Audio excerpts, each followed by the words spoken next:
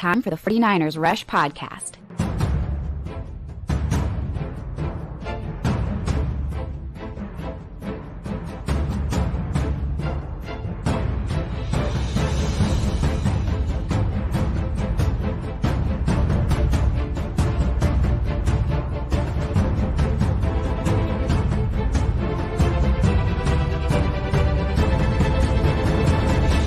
And here's your host, John Chapman.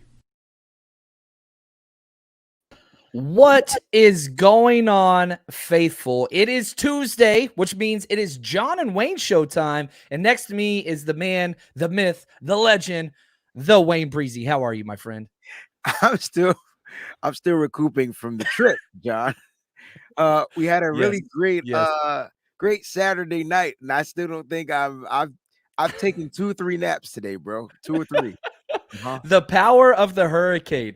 We threw our party was at Nolo Sports bar, so it's like a New Orleans themed bar, and everybody kept drinking hurricanes. And from somebody that's lived in Louisiana before, I know what that next day's like. So I did not touch one of them bad boys. You didn't think once to say, "Hey, Wayne, 2 hurricanes, that's it"? You just kept them coming, right? Like you just. I just kept bringing them, man. You said hurricane, I'm getting you a hurricane. The thing is, I've never been in New Orleans, so I didn't even know what a hurricane was. So when Terrell was drinking a hurricane, I was like, "Give me that pink drink. That looks good." They were struggling the next day as well. But we are here to talk Niners issues, positive, negative, kind of put a bookend on just the game itself, week one, look forward a little bit, deal with some injury issues, some things going forward. And so get those questions in. We got Clayton, the man behind the scenes. And look, I'll say this. I finished the offensive breakdown. I finished the first half breakdown. Those are available on Patreon. Every single offense, defensive snap, special teams for the whole entire year. We cover it all. Man, I walk away. There were so many positive offensive plays. There were so many, and just couldn't punch it into the end zone and couldn't kick field goals. Didn't get that opportunity. Well, just a lot of missed opportunities, a lot of walk-in opportunities missed. I guess if you think off the top of your head, like the top 3, the one would be the Trey Lance throw to Tyler Kroft. I mean, if Trey can get that throw back, or if Tyler Kroft can get a little faster, I don't know how you want to put it, or if they can just meet in the middle, that's a touchdown. Even on the goal line when we drove down there in the beginning of the third quarter, there should have been a touchdown. That should have been a touchdown call. Yep. Not sure what Kyle Shanahan was thinking with his play calling. I will say this, though, even on that Jeff Wilson Jr. run, if Aaron Banks makes that block, that's a touchdown. So it's just like Kyle plans work. They just have to be fully executed, and every part has to work. Like every part. You know what I mean? So it's not much. With each one of those, I feel like part of them were corrected, right? Like the Kroft missed pass, he hit Jawan Jennings on like the exact same pass. Route. Good job. Later in the game. So like it was corrected, but that's again, wide receiver, and now the guys are tight end. Kroft was awesome. I was playing around on Pro Football Focus. I like Pro Football Focus a lot. I do think that it's a launching point. It's not the end all be all. Crossed the 9th rated tight end after week 1. PFF. He played well, consistent, and what I think it measures more than anything is just positive plays versus negative plays. So it takes that's the whole idea. It doesn't measure the splash or the gigantic, great or bad plays. Correct. That's kind of where that is. It's fun. If you're new to PFF, it'll tell you how they measure at the very top. If you can click over something, it'll tell you this is how they're grading and measuring. +2, -2. So on a play, you can get a +2 point. You can get a -2 point. Nothing. There's no leg. And so it's which is similar to what we did when we graded our players coaching. We would sit down with our position group, and they had a little Excel spreadsheet. And for each play, they had to do 0 plus half point, plus 1 point, plus 1.5, plus 2, or minus. And then at the end of it, we total it up, and that would give you kind of a snapshot of how you played. Now, speaking of, one of the areas that I thought was incredible was our guard play. Aaron Banks and Spencer Burford. And watching through the film, clean. Was it perfect? No. But very consistently good, much more so than our tackles. I thought they were more consistent than our tackles, which is crazy. Trent Williams was incredible, don't get me wrong, but he wasn't his normal Trent Williams self. Yeah, I mean, I wonder how much of that, not throwing any excuses, but I wonder how much of that had to do with him not participating in any of the off season, stuff. He was there, but he didn't play any games. He barely practiced. But he's still graded the highest. So if you want to go back to PFF, he was still the highest graded offensive lineman at like 77 or something like that. And guess who was number 7? Number 7, McGlinchey finished 14th out of all the tackles in the NFL after week 1. So Trent 7, McGlinchey 14th. Not bad across the entire offensive line. The only bad one was Jake Brindle, who finished 25th out of 33 centers. So back end, not great, but not awful either. CJ says trade made me a believer after a bad game. I'll tell you right now. I was trying to tell cats, man, like this is it. This is it. And he didn't even give you a tip of the iceberg. That was an ad-libbed game, pretty much. And the only reason why it even became that, it was because of what happened on defense. And a lot of people won't blame the defense, and I get it. The defense is the best thing they've seen since sliced bread. I get it. But there's one play changed this whole game. One play. And because of that, the offense at that moment, they gave the defense a 10-point lead. And I know we don't think, John, that's a lot, but think about it. 30 minutes left. I'm giving you a 10-point lead. Find a way to get this ball so that the offense can keep a hold of it. Once the offense had to start playing comeback, I knew, John, that it was going to be difficult to win that game. And then the defense ended up giving up 19 unanswered points. And it was just going to be tough. Tall task for Trey, especially being under those conditions. It would have been a tall task being in dry conditions, but being in that condition, it was a tall task for him. And unfortunately, we came out on the losing end. Man, and what if you could combine, not really, well, let me say it this way. The defense was dominant the first half. Absolutely lights out. Amazing. I mean, they were better than the Bills defense that we watched on Thursday night. That is correct. But then the second half, penalties, and a lot of those penalties were BS, man. John, I went back and watched every one. The only one that I thought might have been legit, and I know you watched the film, I couldn't see the grasp of the face mask. I saw some screenshots. It looked kind of egregious. The Drake Greenlaw face mask was huge. So that was a real. So that's what I'm saying. I just couldn't see the grasp of the face mask from the camera angle that I was watching. But that might have been the only penalty that should have been called. The other ones were super ticky-tacky. Even the Al-Shaair. Come on, man. He barely even grazed him. Yeah, it looked like he hit him hard because he dove down to the ground, but he hit the ground hard. But he's falling back that way anyway, and he waited to do it. And then the out of bounds hit, Drake Greenlaw didn't hit him. His hands went over the top of him like he was running full speed. That's what I was trying to explain. He didn't even hit him. I was trying to hit him. It was like his bare claws went over on top, and it just looked like it was because they hit the grounds like darts. And because of that, it looked like the impact was stronger than what it was. It was a bad call, but that's okay. Here's the thing that you always tell players: hey, don't let the refs decide it. You control your fate. If it's that close of a game, especially against a lesser opponent, which, man, the whole time watching Seattle last night, I felt the exact same way about that game as I did the Niners game. The superior team drove, controlled the game, but just couldn't get in the end zone. How many turnovers did they have? Yeah, 2 within the 5-yard line. Right. And so the worst team won at home week 1. Now, there's no doubt. I think everybody thinks Denver's better than Seattle and will have a better record at the end of the day.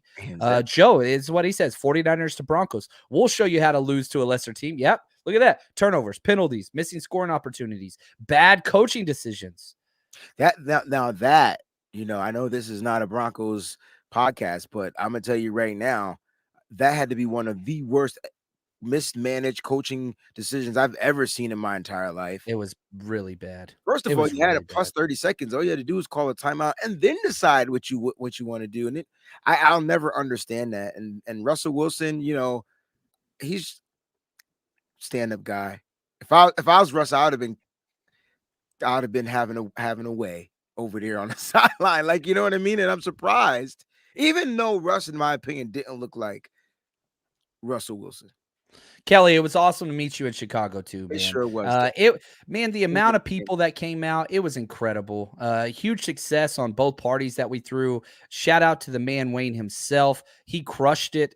Thank you, Jorn, man. Yeah, it was a good time hanging out with you and your girl. That was awesome. We made the trip back through the rain from the stadium back to the tailgate, which was just a mess, man. That was quite the walk, but that's okay. Let me tell you that first of all, it was the walk of shame.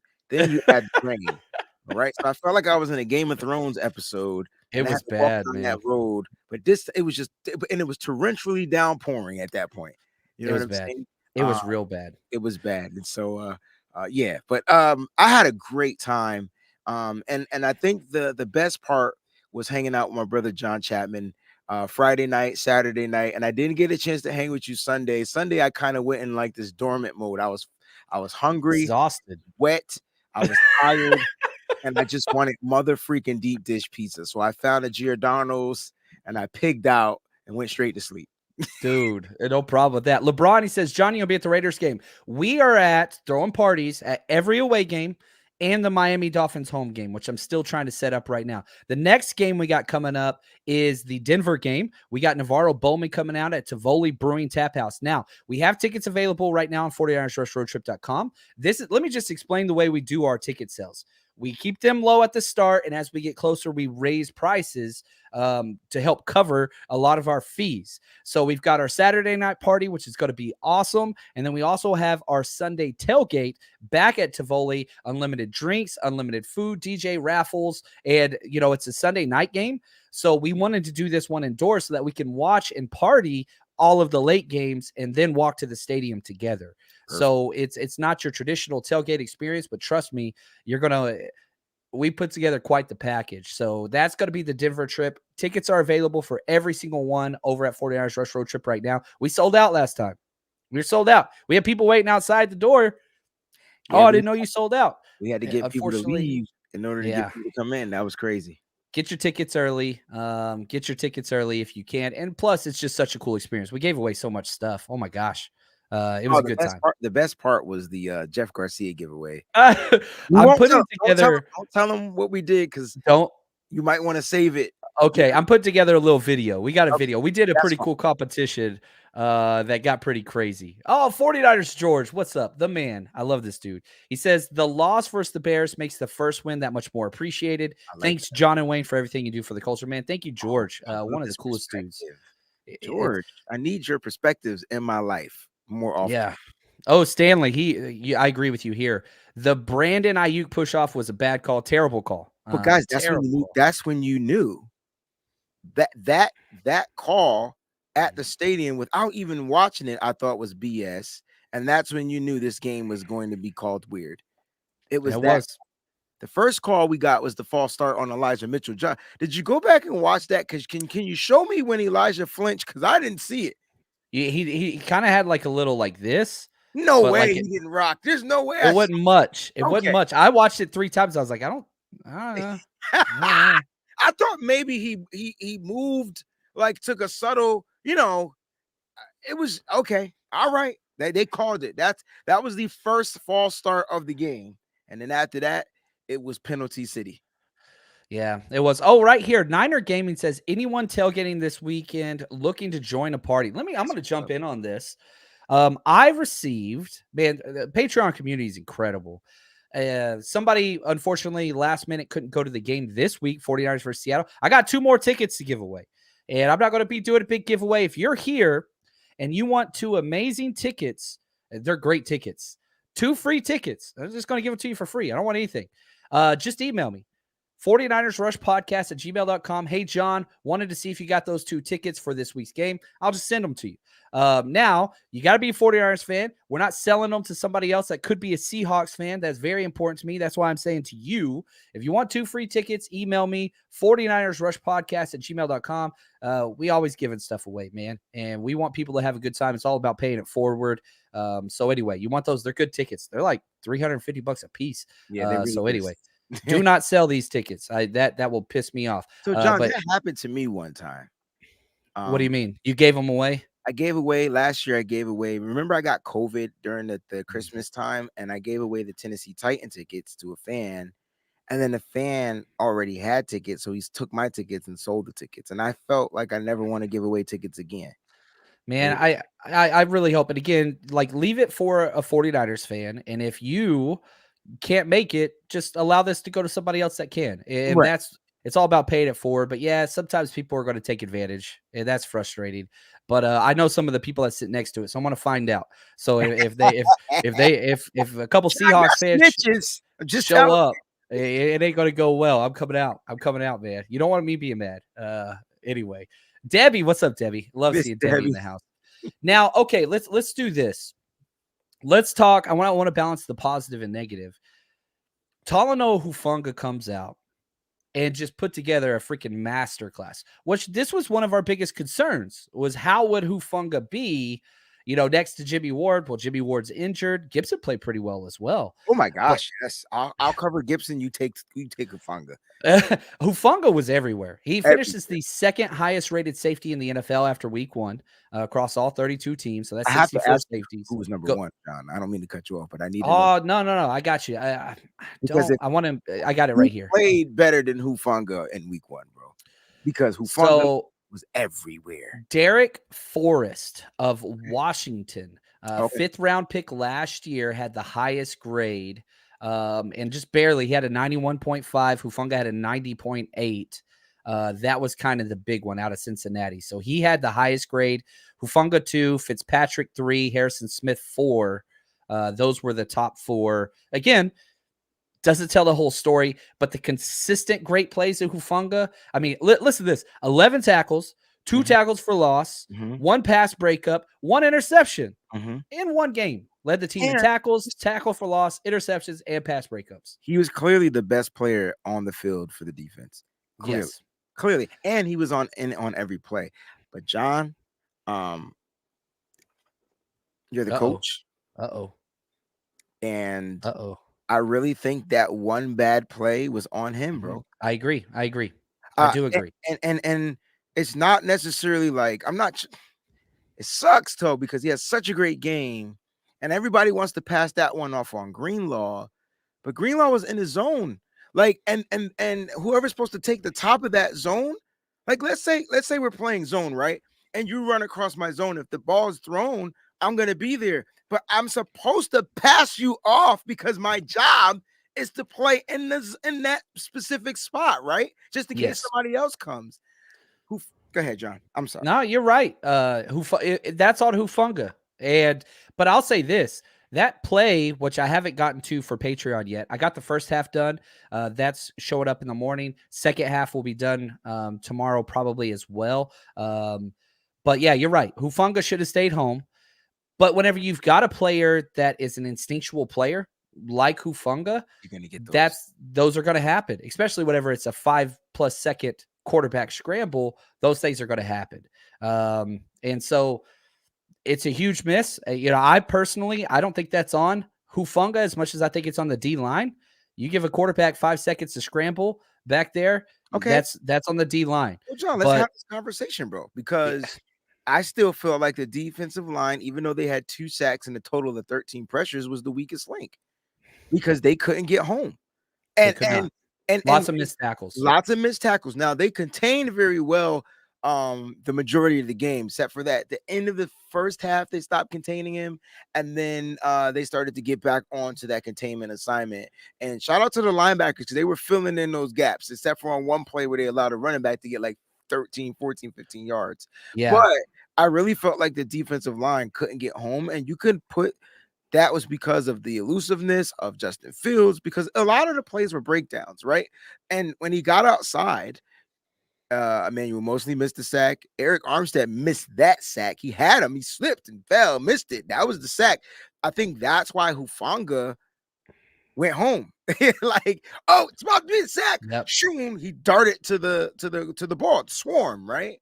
And unfortunately, he got out. But there were at least 3 missed sacks, missed 3 to 4. Oh, What's it called? The very first, you had Sampson get it the first sack on the first third down, and then he wide open missed tackle, which Sampson had 0 missed tackles all of last year through the entire regular season playoffs.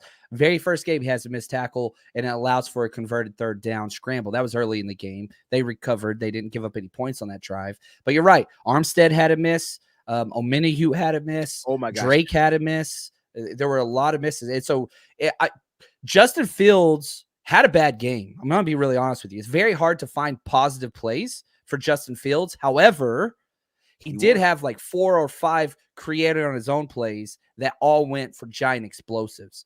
But yeah, even Bosa missed one on Fields. Thank you, MLB. But MLB. If you're just looking at, just consistent positive quarterback play, Trey Lance was by far better than Fields as far as just more positive plays. But the positive plays that Fields made were gigantic ones. Correct. They were the big play factor plays, right? Right. He extend the play. Oh my gosh, the wow factor plays. I'm sorry, that's what I was trying to say. He had the wow plays where Trey Lance was getting the ball. Like when the ball was right. First of all, the first throw to Brandon Ayuk was good to me because he fit Brandon Ayuk right in the zone pocket, the pocket in the zone, and he led Brandon Ayuk to catch the ball, turn upfield to get more yards. That was that first one. Then he hit Ray McCloud with a nice throw. Oh, I got this one. I got this one loaded. Let's do it. Let's do it. Now, Jordan, I got your question. Let's mark that, Clayton. I want to get back and spend a whole segment on his question about Elijah Mitchell. So we're going to get there. But this was one of the plays from my Patreon. It's a 1:20 clip. I thought this play was incredible. Max protect? Heck yes. Oh my gosh. Freaking dart. And it's not really even a dart because this is an over-under pass. It's difficult because you've got to get over his head. But if you leave it hanging up there, you're going to get intercepted behind here. This is Jimmy G special. That's the best pass of the game right there, probably. He gets another one later, but this is damn good ball. 7. Oh. Everything about it. The ball placement, the throw over the linebackers and underneath the safety. And then how about the route? We're not giving Ray credit for the route. Well. He played well. God dang it. Is he the best route runner on the 49ers, bro? Ayuk won. Jennings had the highest graded game, but his was blocking. He was blocking like a madman. But yeah, Ray was good. Ray was good. Ray runs good routes. We saw it in preseason. You saw him get open. Listen, I want the faithful to understand, do not hit the panic button after a week 1 loss. It happens. I lost damn near all my fantasy leagues. But no, seriously, because there were a lot of that, and that's why I love you, John. There were a lot of promising factors from this particular game, and I'm dying to know what it would look like if it didn't have the if we didn't have the monsoon. Trey's main thing is to be able to get the ball down the field. Everybody knows that, right? I think we all agree he wants to get the ball down the field. They played a lot of cover 1, a lot of single high safety. They really didn't do much disguising except for on that interception. There was a robber. It was still cover 1, but one of the safeties was playing robber. I think that was the only thing. And you heard that Eddie Jackson even knew that play was coming because they ran it. They ran it in practice. He knew the play. Mm-hmm. That was the Trey Lance interception. And even Kyle Shanahan, even though the ball was a little bit behind Jawan Jennings, you heard Kyle say, it was just a great play by the safety. He definitely knew that play was coming. They practiced that. The same thing way Malcolm Butler practiced that play in the end zone in the Super Bowl for the Patriots at the time. So it's the same interception Huff had against Fields too. Exact same. Robber over the middle. They both got. What's the wire? Don't get got. Don't get got. They both got. One of the best characters in television history. Heck yeah. Now, okay, let's go back, Clayton. Let's spend some time. I want to spend a decent amount of time on this topic here. I'm glad. Elijah Mitchell's down. Thank you, Jordan, first off, for, just hanging out, dude. Awesome, dude. How do the 49ers make up for the loss of Mitchell? He gets hurt on the Debo touchdown play. Mm-hmm. Got rolled up. He's going to be out for a couple months, going to the IR. Now, the 49ers, inactive, healthy scratch, TDP. Mason was up. He had a penalty, but was special teams player only. Nobody got carries besides Jeff Wilson. So, in your opinion, Wayne, walk us through what does week 2 look like for the 49ers running back situation? Oh, all right. This is a good question. I think week 2, first of all 3 backs will be activated and ready to go. So like that you need to know. And the reason why you still want Jordan Mason in as that special teams back. So I could see Jordan Mason being not the spell back, but more like that third down guy. Like give this guy like if we get third and shorts or third and whatever, he could be the guy that comes in just to get his feet wet, get him rolling and see what he does, right? But I think TDP, this will be the game for TDP because the opportunity is here now. And now, in my opinion, I haven't seen him play professional football, but from his college football film, he's pretty good at protecting the quarterback and pass protection. Yes. So you're going to want that in there. Honestly, I think he might even have more of a burst than Jeff Wilson Jr. at this point in his career. But I think Jeff Wilson Jr. should get the start. Now, the first question that person asked was, what did Jordan ask? What was the question he asked? Are we in trouble? How do they make up? They don't. Okay, I couldn't remember his question. You can't make up for the loss of Elijah Mitchell. I did not realize how special Elijah Mitchell was until Sunday. Yeah. And I'm sorry if it took me that long. That doesn't mean I wasn't a fan and I wasn't like with it. No. I knew he was a good running back. I'm talking about how special he was. Elijah Mitchell was a special talent for this team. He was a Kyle Shanahan special. And so you saw the difference of the game when we couldn't run the ball. Remember, we weren't down into the fourth quarter, okay? And you saw the difference when we couldn't run the ball. We had to do more Deebo Samuel fabricated runs opposed to the Jeff Wilson Jr. runs, which I just, and it was mainly because if Jeff Wilson Jr. went down, Jordan Mason would have been the only lone running back. And so you couldn't overwork Jeff Wilson Jr., right, John? And so I just don't think you can make up for the loss, but you're going to have to find a way to supplement it, all right? And so you're going to have to supplement it by committee. We've done this before. Hey, the good news is, John, we've been here before. We know what running backs by committee 5 years in a row. Kyle Shanahan way, bro. The Groundhog Day every single time, man. Losing a running back week 1 or even before. Now, Jeff Wilson's good. And one thing I will say, they like Jeff Wilson in there and running the ball with Deebo and having Jeff Wilson almost being a fullback. He blocks so well. Dangerous. But I do have a problem with the zero explosive. Like, he does not break tackles. He does fall forward, and he hits the hole very, very hard. So he's the opposite of Trey Sermon. But you're leaving a lot out there. I would be so disappointed. Here's what I want. I want both TDP and Mason to get at least 7 carries this next game apiece. Allow it to filter through. Allow them to earn the right. You know what I mean? Dang it, I suck at math right now. So that'd be 14 carries for the second and third string. But I'm trying to get to the 35 number. So we need 21 from Jeff. And you still got Deebo and you still got Trey Lance. I want my running back to get the bulk of the carries. Yeah. All right. So are you saying 15 carries, 15 attempts for Jeff? I'd say less. I'm going to go 10 for Jeff Wilson, 7 for Jordan Mason, 7 for TDP. Mm-hmm. I want 4 for Deebo, and I want 4 for Trey Lance. So I don't know where that puts us, but that's 8 plus 17, 24. That's 32. That's 32. We need to get to 35, bro. Up that number, bro. Yeah, add 1 to everybody. But I don't want it to be a 15 and 4 carries. I want this to be, look, you 3 are the running backs. Who wants it? You got first series. You got second series. You got third series. Whoever does the best gets 4 series. Like, allow it to be that. Make it. I don't think they're going. I don't think they'll do it, but that's what I want them to do. I want those other running backs, just like Shotjay said. Deebo running the ball 100 times this season. It's going to happen. Collie says, John, you got your voice back. Yeah, I don't make decisions long-term very well in the heat of the moment. And so I'm going to scream my damn head off at the game, and I'm going to have a blast. Plus, we had the tailgate and we had the raffles and all the different stuff we had going on Saturday. So my voice was gone. My job hurts right now, but it's all good. It's worth it, man. It's worth it. It's worth 100%. it. I don't want Lance running around so much. Now, one thing I got to say, Lance rushed for 6 first downs. 6. I disagree with that, Rich. Like I don't understand, man. I'm at this game. You want to know the one thing that every Bears fan kept saying to me, John? What? That Justin Fields needs to run the damn ball. Mm. And I don't hear Bills fans complaining when Josh Allen runs.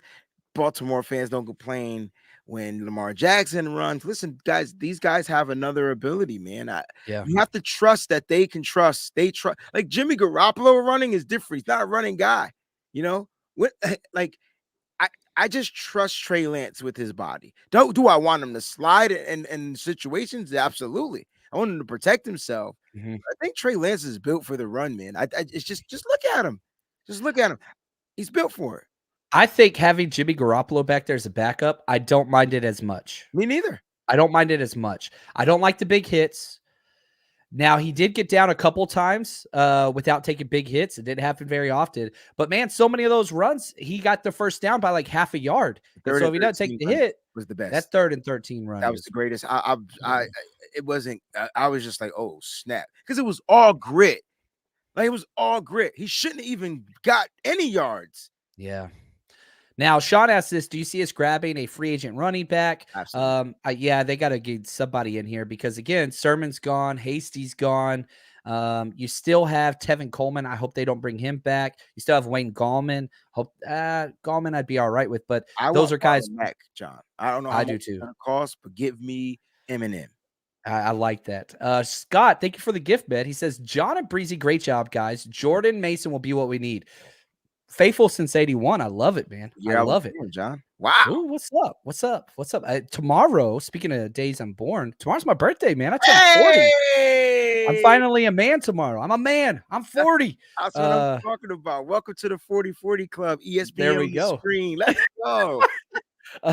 Now, before we jump forward, I want to transition and allow this to be the transition point. I want to look forward a little bit more right after this quick word from our sponsor. While the Chargers and Chiefs prepare to battle for the AFC West on Thursday night, prepare for your winning season at MyBookie. Some like to bet to earn, some want to bet to make it more exciting. Either way, MyBookie gives you the most for your money with a double deposit bonus. It's quick. If you put in $250 deposit, you get $500 in your account instantly, and you can use your funds to bet on as many games, contests, props as you want. All you have to do to claim your bonus, head to mybookie.ag and use promo code 49ERS. That's 49ers, designed to add more excitement to the games and the sports you love. It's only week 2 of the NFL season, which means there's still plenty of time to get in on the action. So don't miss out. Head to mybookie.ag and use promo code 49ERS. Oh man, real quick. Okay, this just happened.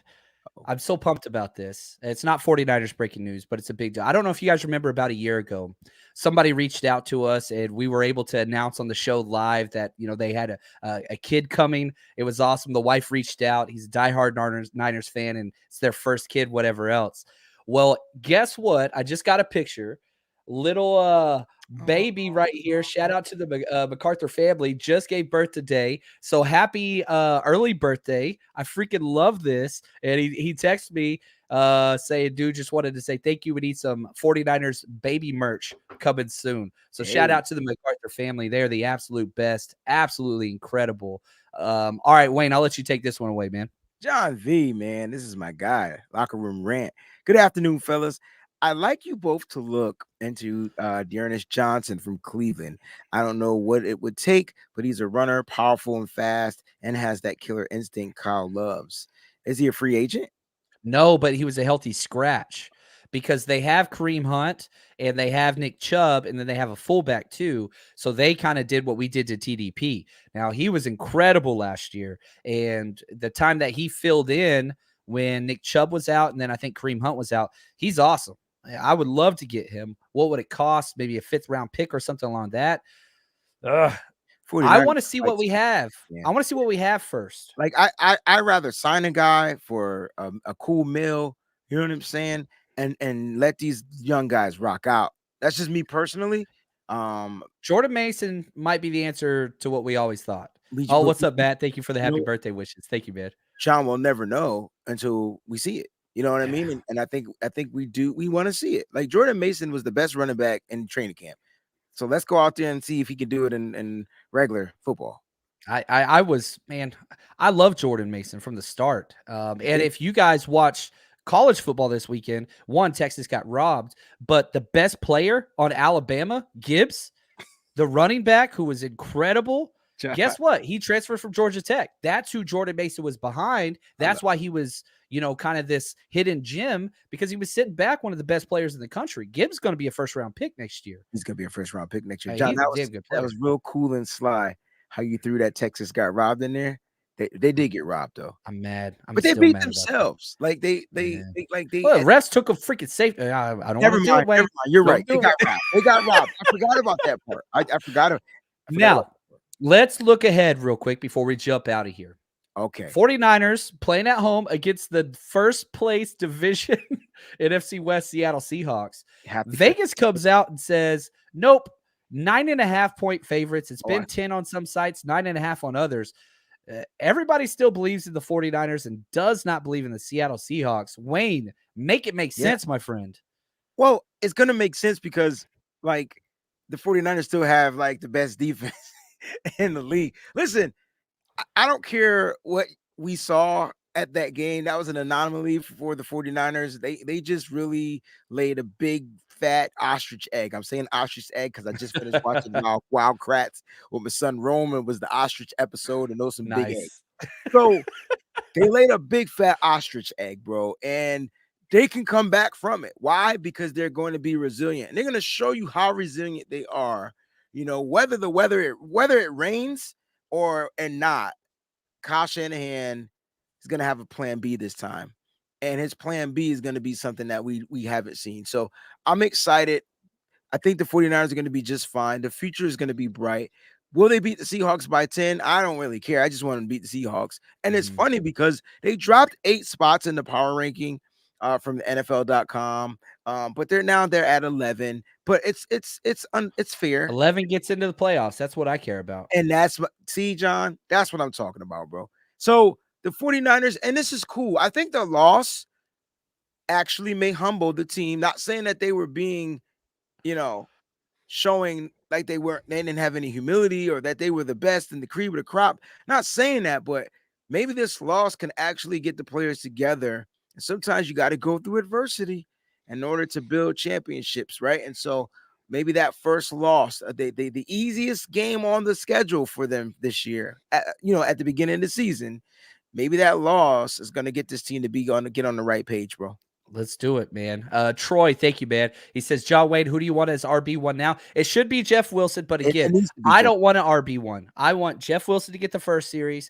I want TDP to get the second series. I want Jordan Mason to get the third series. Whoever does the best, that gets the fourth series, and we move forward. That's what I want. That's exactly what I want to see. I agree with John here, and I want to address those out there. I see 49er media saying it's supposed to rain. If it rains, the 49ers should have the advantage. Why? They just played in a monsoon. It won't be that bad in Santa Clara. I can tell you that, right? It doesn't rain like that in California. Not like that. Like, let's be honest. I mean, shoot, Jamal Adams, it looks like his season's done. His season's over. I know. Tore his quad and has additional knee damage. I hate injuries, John, and I don't wish injuries on anybody, not even my worst enemy, and it's unfortunate, but 49ers better take advantage of this. Yeah, it's not a good team, and they played up. But again, if you watch that Seattle game, just looking forward, they didn't play well. No, they were awful the second half. Somebody today, they didn't play good. They had a couple good drives early, but then all those fumbles and turnovers and bad coaching from Denver allowed them to win the game. Like, people are like, "Oh, Geno Smith was like incredible and all these things," and it's like, what? Did you look at even if you look at his final stats and stuff, let me pull it up. He did have a couple great drives. Yeah, he was 23 for 28, but everything was dink and dunk, bro. And so that was the context, right? Everything was dink and dunk. And so it was more like, all right, Geno was efficient, okay? So he won't be efficient next week. I can tell you that right now. I know for a fact because the pass rush is going to be pissed. They're mad. Nick Bosa was agitated. And he was mad at his own team, not himself, not the game lose. He was mad at the mistakes. So I guarantee you that they're going to go out there and they're going to fix up those mistakes. And shout out to everybody that took accountability too. Yeah, I love that. Oh, it's Trey, man. I did this wrong. I did this wrong. I did this wrong. He had all 10 plays. This should have been better. Like, I believe in Trey. I don't care. Now, I will say this, just quick programming update. We do have our Patreon only live show today at 4 p.m. With 49ers Cutback Crew. Wayne, what do you got going on? What's the next show that we could all catch and make sure we don't miss? All right. Well, tonight at 9 on the Wayne Breezy channel, I'm going to be hosting Nothing But Niners there with Mike. So Nothing But Niners will be on the Wayne Breezy network tonight. So make sure you guys tune in 9 p.m. Eastern Standard Time. That's 6 Pacific, right? 6 yes. Pacific. I'm smart. Thursday, I'll be back with the Wayne Breezy show every day. It's Monday through Thursday from 11:30 to 1 p.m. Eastern Standard Time. That's 8:30 a.m. Pacific Standard Time.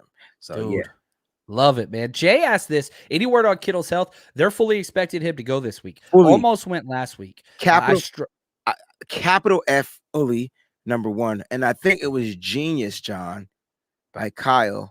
I think Kittle was going to play. I think Kyle pulled that one and said, "Nah, son, I'm not feeling this." Especially in that rain. Yeah, exactly. That was a genius decision by the head coach. And just in case he tweaks his groin again, like, you know what I mean? Slips the wrong way, pulls it, bam, bam, bam. So I thought that was genius.